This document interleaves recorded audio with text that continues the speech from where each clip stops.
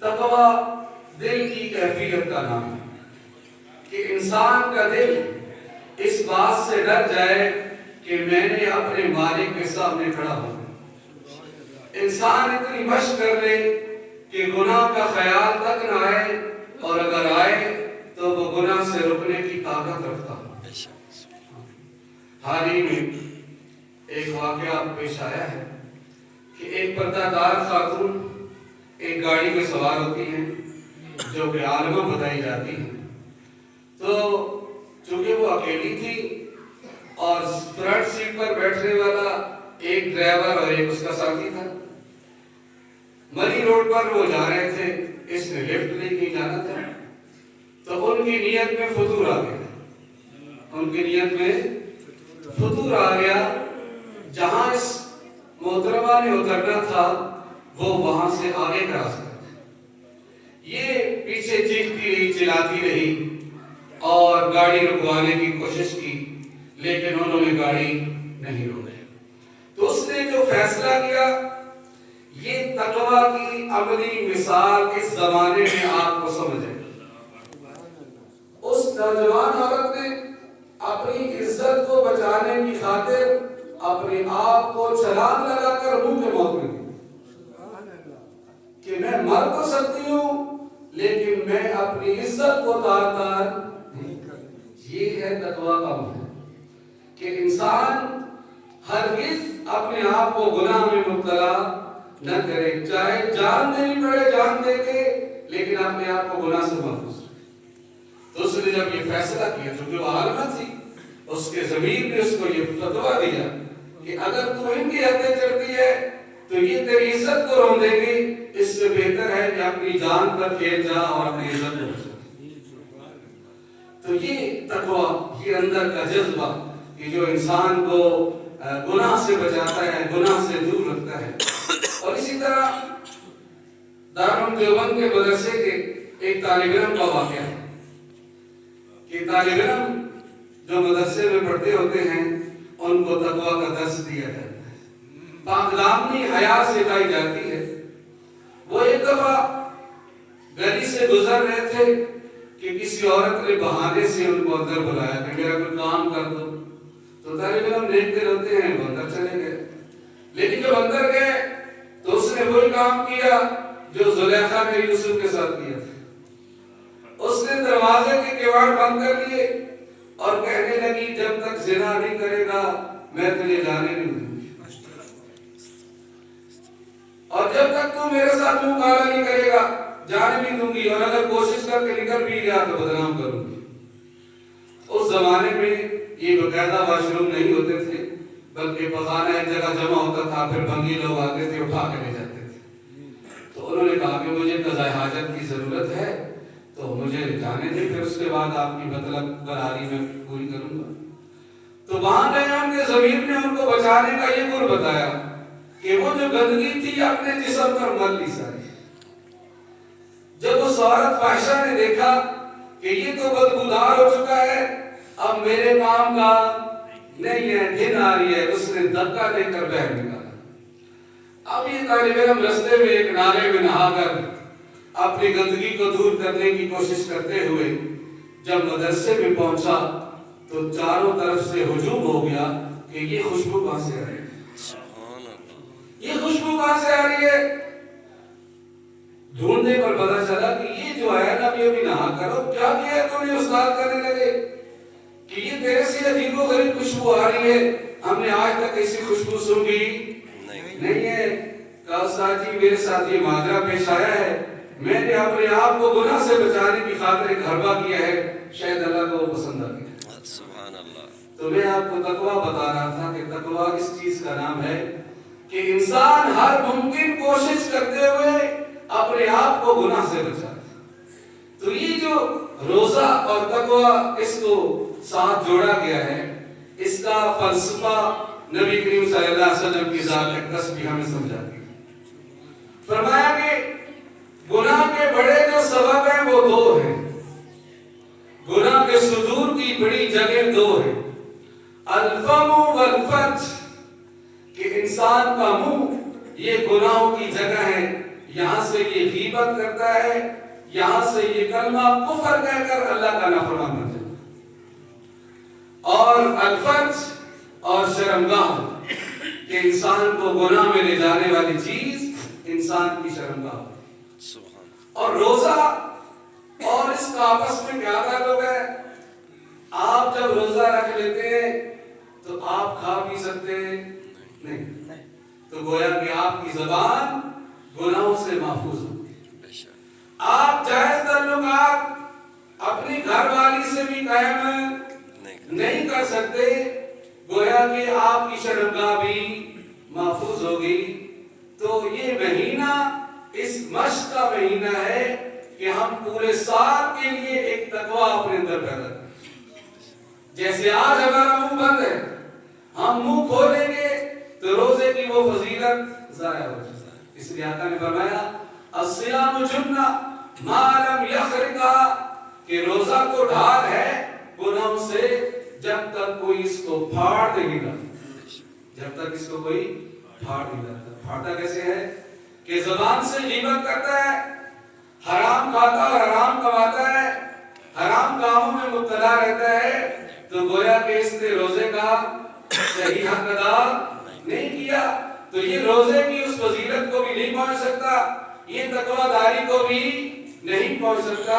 یہی وجہ ہے کہ رسول پاک صلی اللہ علیہ وسلم نے امت کو درس دیتے ہوئے سمجھایا کہ جب تو روزے سے ہو کوئی تجھے گالی دے، کوئی تجھے گالی دے تو بدلے میں تو نے گالی نہیں دینی، بلکہ کیا کہنا ہے؟ انی امرؤ صائم، میں تو روزہ دار انسان ہوں، یہ اول فول بکنا، گالیاں دینا، گالیوں کے جواب دینا، یہ میرا کام نہیں۔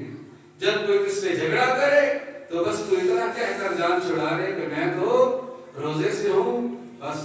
اسی وجہ سے آقا صلی اللہ علیہ وسلم فرمایا کہ بہت سارے روزہ دار ایسے ہیں کہ ان کو بجز بھوکا اور پیاسا رہنے کے کچھ نہیں ملتا، وہ وہی ہیں کہ جو روزے کے آداب کا خیال نہیں کرتے، وگرنہ روزے کے آداب کا خیال کرتے ہوئے روزے کو رکھا جائے اور آقا صلی اللہ علیہ وسلم کے بتائے اصولوں کے مطابق رکھا جائے تو یہ روزہ ہمیشہ کے تقوی کا ذریعہ بنتا ہے۔ ہمارے اندر جو کمیاں اور کوتاہیاں رہ جاتی ہیں پھر ہم اسی ڈگر پر چلنے لگتے ہیں، تو ہم روزہ کے ان اصولوں سے ہٹ کر روزہ گزارتے ہیں جس کی وجہ سے وہ کیفیت پیدا نہیں ہوتی جو پیدا ہونی چاہیے۔ اللہ اکبر! کیا تقوی ہے، کیا کمال ہے تقوی کا کہ ایک صحابی رسول گلی سے گزر رہے ہیں، ایک گھر کا پردہ اٹھتا ہے، ایک عورت پر نظر پڑ جاتی ہے، ایک عورت پر نظر پڑ جاتی ہے، رسول اللہ کے دربار سے غیر حاضری شروع ہو جاتی ہے۔ ایک دن نہیں آئے، دوسرے دن نہیں آئے، حضور صلی اللہ علیہ وسلم نے پوچھا فلاں صحابی آج کل نہیں آ رہے، ذرا تلاش تو کرو۔ گھر سے تلاش کیا جاتا ہے نہیں ملتے، محلے میں تلاش کیا جاتا ہے نہیں ملتے، کوچے میں تلاش کیا جاتا ہے نہیں ملتے۔ عمر آپ جاؤ، ابو موسیٰ اشعری آپ جاؤ، تلاش کر کے لاؤ، کیا کام ہے؟ تلاش کرتے کرتے پہاڑ کی چوٹی پر پہنچتے ہیں، ایک چرواہا بکریاں چرا رہا ہے، اس سے پوچھا کہ ذرا بتائیے کہ اس طرح کا کوئی شخص تم نے دیکھا؟ کہنے لگا میں نے کوئی آدمی تو نہیں دیکھا، لیکن یہ سامنے والا جو درخت ہے نا، رات کو میں بکریاں باندھ کر اپنا پڑاؤ ڈالتا ہوں، اس کے نیچے کسی کے رونے کی آواز آتی ہے، اس کے نیچے کسی کے رونے کی آواز آتی ہے۔ تو کہا اچھا، انہوں نے بھی اس چرواہے کے ساتھ رات گزارنے کا فیصلہ کیا۔ رات کو جب رونے کی آواز آئی تو جھٹ سے جا کے اس کے اوپر گئے، اس کو پکڑا تو وہی صحابی تھا۔ ارے روتا کیوں ہے، چیختا کیوں ہے، چلاتا کیوں ہے؟ کہا رسول اللہ نے جو قرآن ہمیں لا کر دیا ہے وہ تو کہتا ہے کل للمؤمنین یغضوا من ابصارہم ویحفظوا فروجہم، ایمان والوں اپنی نظریں نیچی رکھو، اپنی شرمگاہوں کی حفاظت کرو۔ میں نے تو بد نظری کر لی، یہ بد نظری کرنے والی آنکھ رسول اللہ کا چہرہ کیسے دیکھے؟ مجھے شرم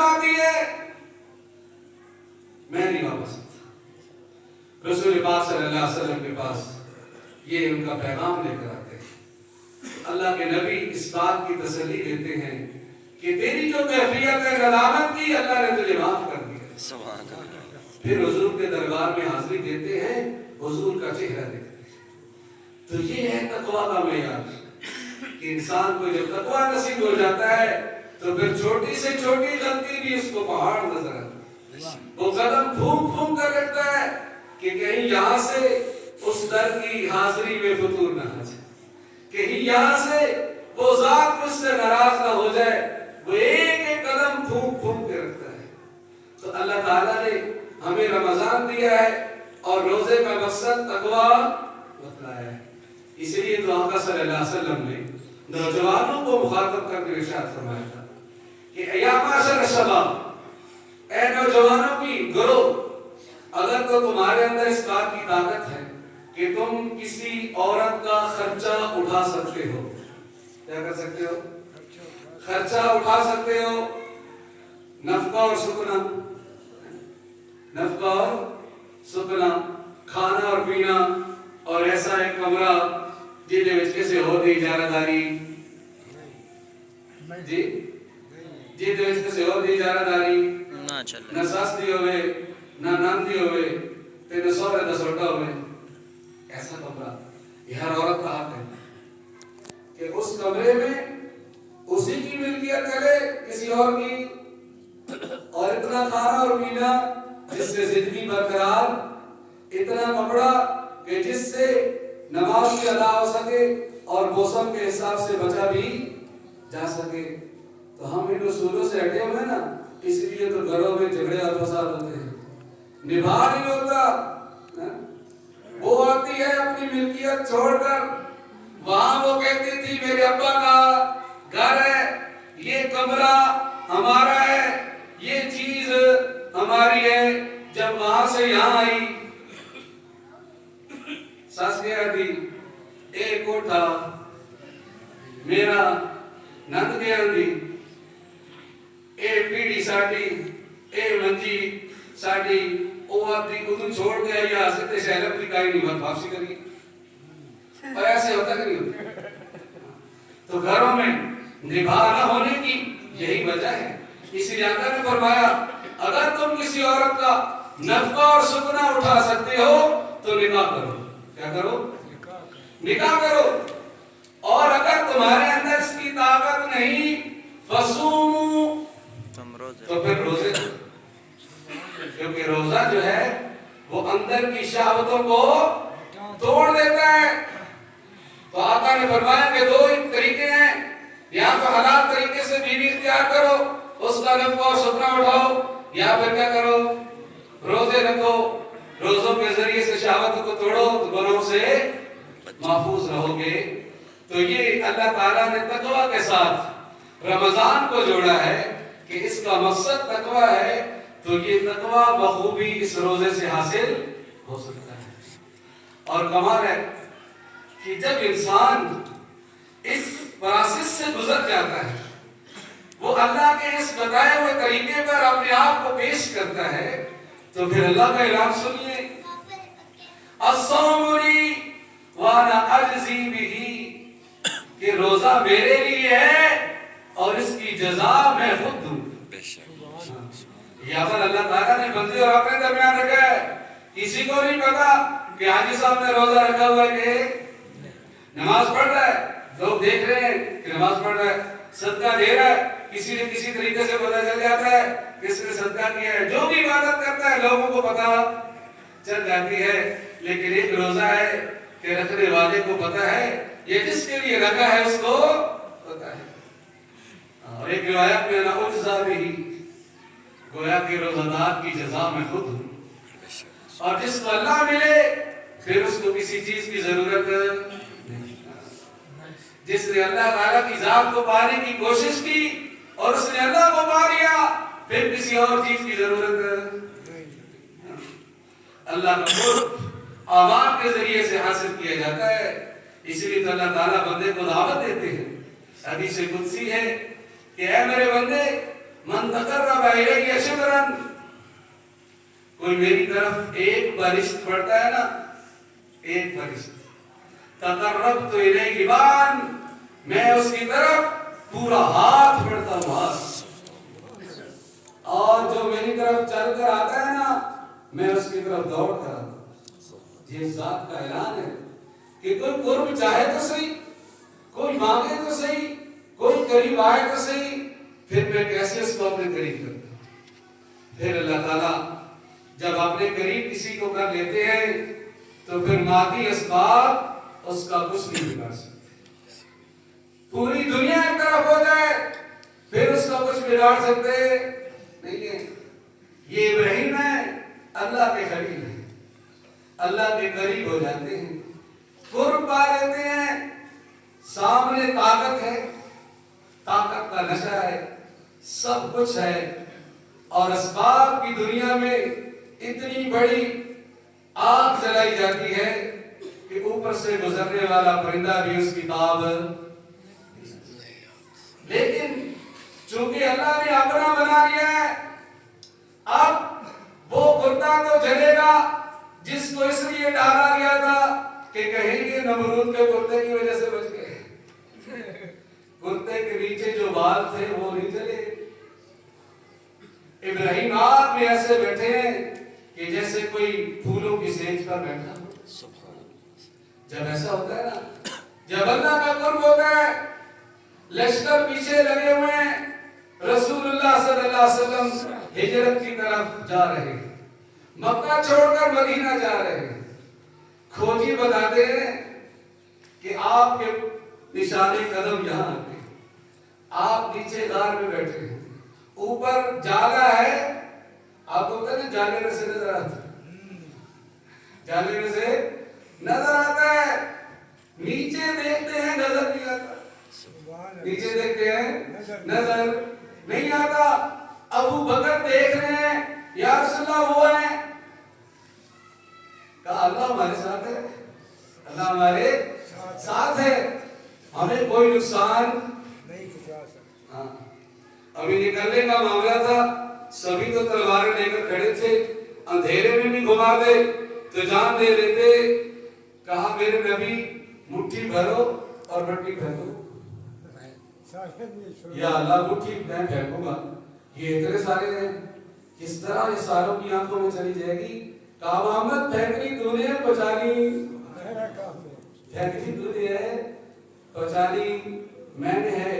جب میں اپنا ارادہ کر لیتا ہوں نا کسی کو بچانے کا، پھر ساری دنیا اکٹھی ہو جائے پھر اس کا کوئی بات بھی بگا نہیں کر سکتا۔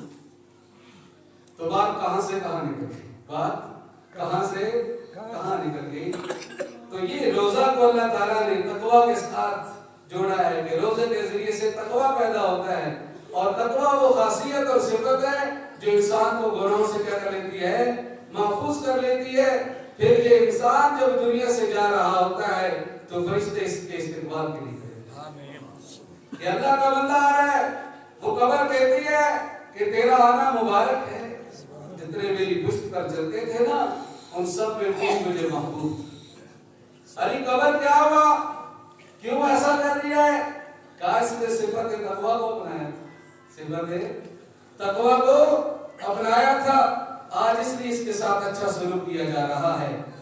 اور ایک اللہ نے رمضان کا مہینہ دیا، ہدایت کے لیے قرآن مجید اسی مہینے میں عطا کیا، اور تیسری چیز دعاؤں کی قبولیت بھی اللہ نے اسی مہینے کے ساتھ دی۔ یہی تو ہے، اللہ نے رمضان کا تذکرہ کیا، پھر قرآن کا تذکرہ کیا، اور آگے فرمایا وَإِذَا سَأَلَكَ عِبَادِي عَنِّي فَإِنِّي قَرِيبٌ أُجِيبُ دَعْوَةَ الدَّاعِ إِذَا دَعَانِ فَلْيَسْتَجِيبُوا لِي وَلْيُؤْمِنُوا بِي لَعَلَّهُمْ يَرْشُدُونَ۔ کہ یہ جو مہینہ ہے نا، اس پہ جو مانگا جاتا ہے وہ اللہ کی طرف سے عطا کیا جاتا ہے۔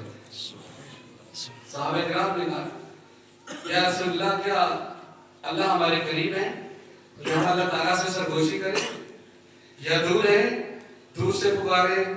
تو اللہ نے جواب دیا کہ میں تو تمہاری شہادت سے بھی قریب ہوں، سبحان اللہ، کوئی پکارے تو صحیح، میں اس کی پکار بھی سنتا ہوں، اور اس کی پکار جو ہوتی ہے اس کو پورا بھی کرتا ہوں۔ تو میرے اوپر ایمان رکھو، مجھے پکارو تو رشد و ہدایت تمہارا مقدر میں بنا دوں. اور جس کو رشد و ہدایت مل گئی، بس یہی اللہ کے خزانوں میں ایک قیمتی چیز ہے، رشد و ہدایت. بس جس کو یہ نصیب ہو گئی، بس اس کا بیڑا پار ہو. ہدایت کا مل جانا سب سے بڑی نعمت کا مل جانا ہے. ہدایت سے محروم ہو جانا سب سے بڑی نعمت سے محروم ہو جانا ہے. تو اللہ تعالیٰ سے ہدایت اب مانگتے ہیں، اہدنا الصراط المستقیم. اچھا، ہدایت مانگنے کا طریقہ بھی تو خود ہی سکھایا نا. ہدایت مانگنے کا طریقہ بھی تو خود ہی سکھایا ہے. اہدنا الصراط المستقیم نہیں فرمایا کہ اللہ ہمیں ہدایت کی طرف رہنمائی کر دے، بلکہ وہ طریقہ سکھایا ہے کہ ہم مانگتے ہیں اہدنا الصراط المستقیم. ہم عرض کرتے ہیں اے اللہ انگلی سے پکڑ کر چلا دینا، انگلی سے پکڑ کر چلا، دکھا نہیں بوجھا، دکھا نہیں بوجھا. اس لیے تو علم بلاغت والے کہتے ہیں نا کہ اہدنا کے اندر الہ نہیں ہے.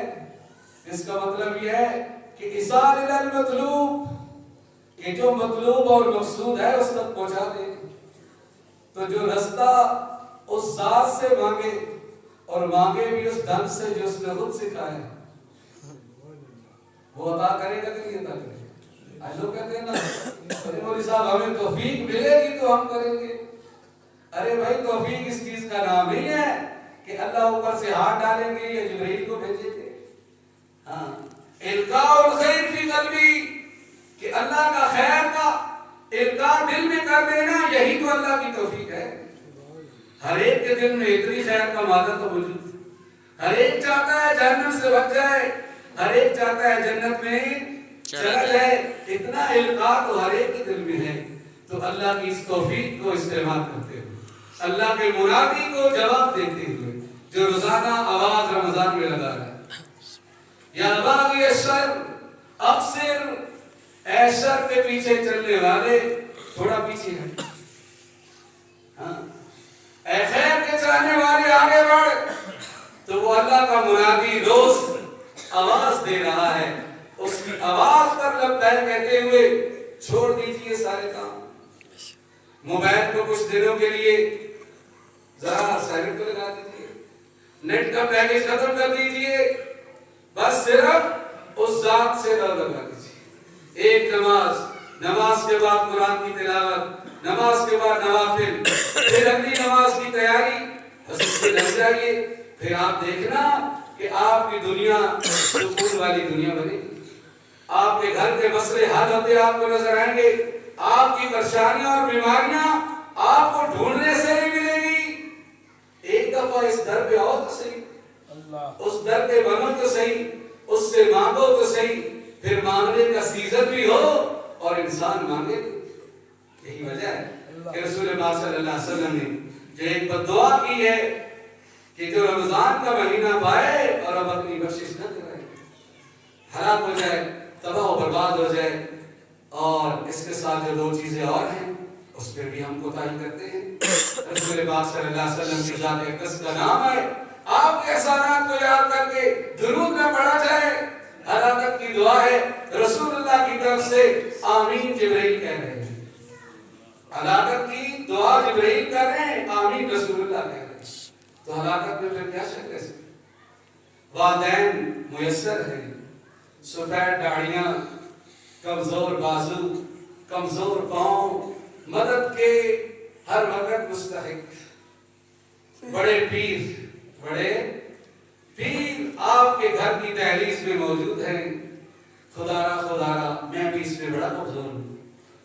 اس نعمت کو غنیمت سمجھتے ہوئے اپنے والدین کی قدر کر لیجیے. والدین کی قدر کر لیجیے، ان کے بڑھاپے کا سہارا بنیے، ان کی امیدوں پر پورا اتریے، ان کی امیدوں پر پانی نہ پھیریے. خان صاحب ضرور بنیے لیکن غیرت مند خان صاحب بنیے، جو اپنے والد کا نہ بنے اور وہ پورے محلے اور چھت میں خان صاحب ہو. تو کیا خیال ہے یہ غیرت مند خان صاحب ہے؟ یہ غیرت مند ملک صاحب ہے جو اپنوں کا نہیں اوروں کے لیے بڑا وہ بنا کر رہا ہے. خان صاحب، ملک صاحب، چودھری صاحب، اور بھگت ہے، سب کچھ ہے، لیکن اپنوں کا نہیں۔ حیرانگی ہوتی ہے ایسے لوگوں پر جو ایسوں کو سینے سے لگاتے ہیں، جو ایسوں کو سینے سے لگاتے ہیں، جو اپنوں کا نہیں ہوتا۔ ارے بھائی، جو اپنوں کا نہیں وہ تمہارا کہاں ہے؟ وہ ضرور کسی بغیرتی کی تلاش میں ہے۔ آپ یہ نہ سمجھیں کہ ہمارے ساتھ مخلص ہے، تو اپنوں کا نہیں تمہارا بنا پھر رہا ہے، کہیں نہ کہیں ڈسے گا، پھر آپ کو پتہ چلے گا۔ خدا را اول تو درجہ یہ ہے کہ ہدایت کے راستے پر آئیے، اپنا آپ ٹھیک کیجیے، اور اگر خدا نہ خواستہ ایسے لوگوں سے واسطہ ہے ان کو اپنے گھروں سے نکال دیجیے۔ جو باپ کا نہیں وہ آپ کا نہیں۔ اللہ تعالیٰ سے دعا ہے کہ اللہ تعالیٰ عمل اور سمجھ کی توفیق عطا فرمائے۔ جن حضرات نے سنت نہیں پڑھی وہ سنت عطا فرمائے۔